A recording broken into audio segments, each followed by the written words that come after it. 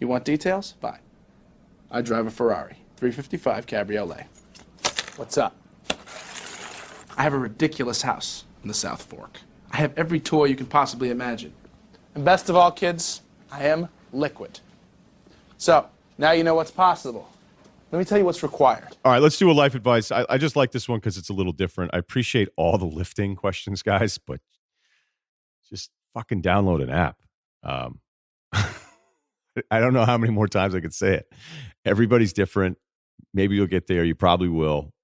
Sometimes your strength comes a lot later in life, but I love the stats, but I don't really know what I'm doing. All right. I just need to put myself through the physical exertion each day I don't know. I'm not like messed up or anything. I need the 40 minutes where it's going to be challenging every day. And once I do that, I'm good to go. I mean, maybe not. Maybe that's why I'm hurt all the time, because I'm doing it more often now. All right, let's get rolling.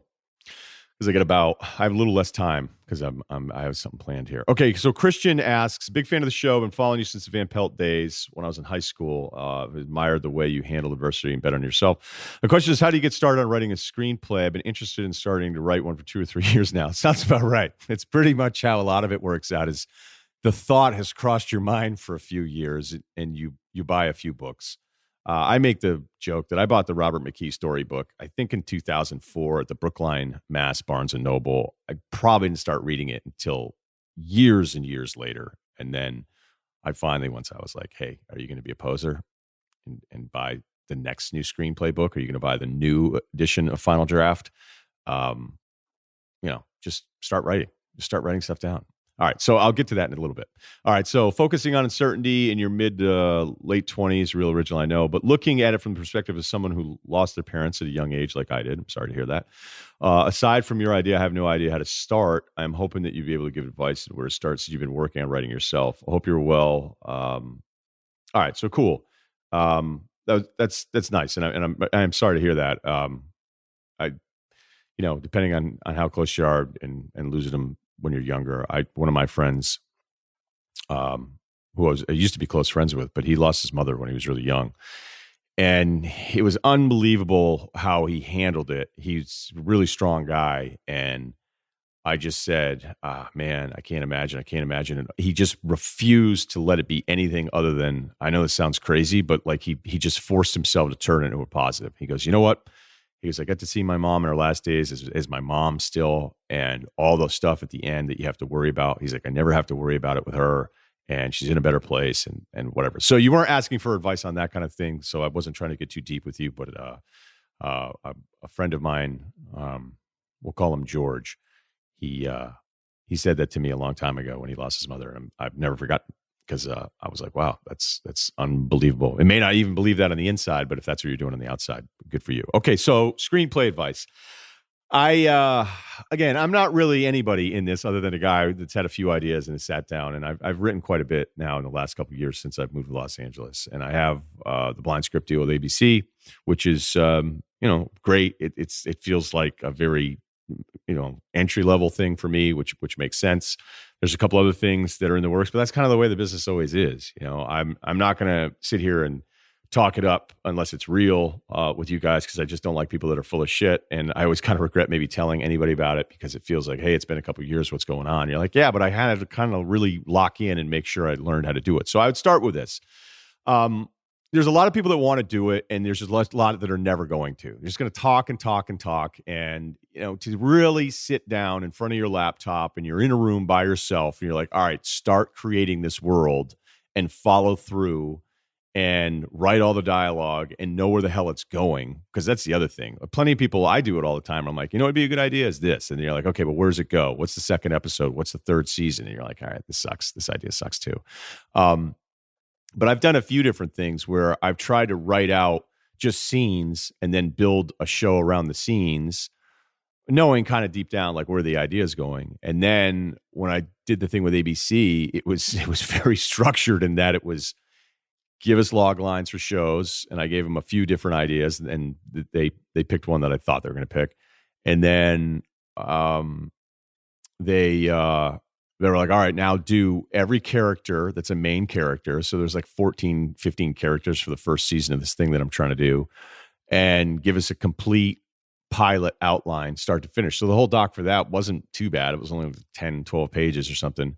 And I looked at a couple templates for it. You can find all this stuff online, and you can find a million scripts online too. So, I probably should have read a few more scripts before I started writing my own, but I just wanted to see if I could do it. And I still don't even know that, there's a chance I don't prove anything and it doesn't work out to the level that I want it to work out to. I'm aware of that. I haven't accepted that, but I'm aware of it. But I would go and start reading. I started reading some Coen Brothers scripts. I would not do that because those guys are just on such a different level. And the way they write some of the dialogue is probably going to screw you up a little bit. Think about some of the shows that are a little bit more like rules formatty and go, read the Breaking Bad pilot. Because the Breaking Bad pilot, it's an amazing pitch. It's an amazing pilot. It plants the seeds. You understand why Walter White is going to end up going down the road that he's going to go down.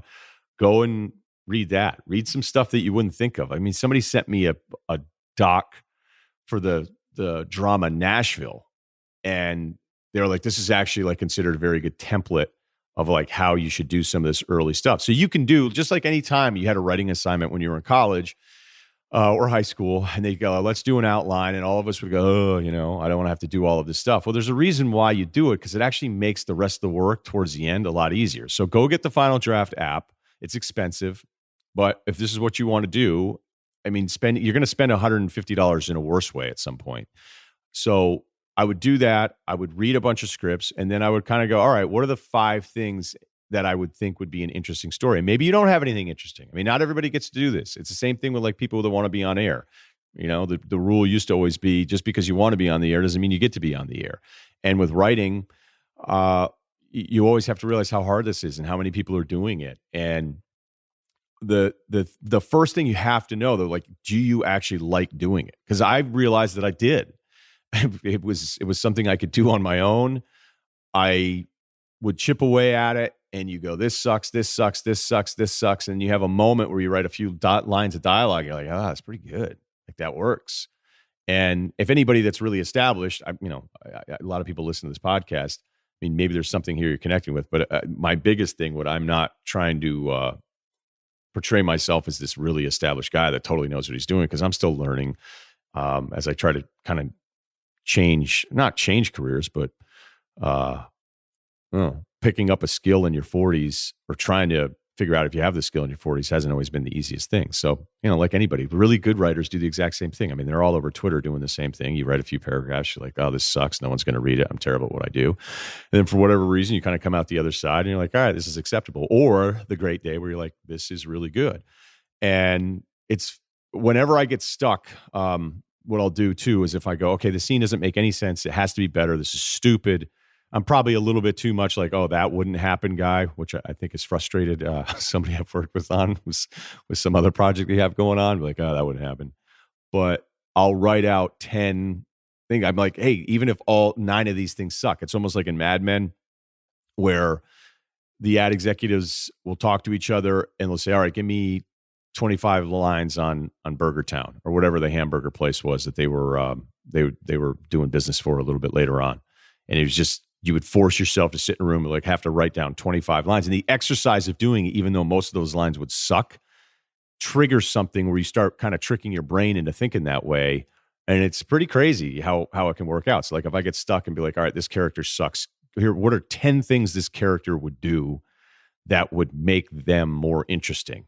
And you're like, all right, that sucks. Stupid, cliche. All right, I already did that. That's been done 4 times. And then you're like, wait, a time traveling longshoreman? That might work. Don't take that. All right, so there you go. Please subscribe, rate, and review to the Ryen Russillo podcast here on the Ringer Network. And remember, Sundays with Bill Simmons.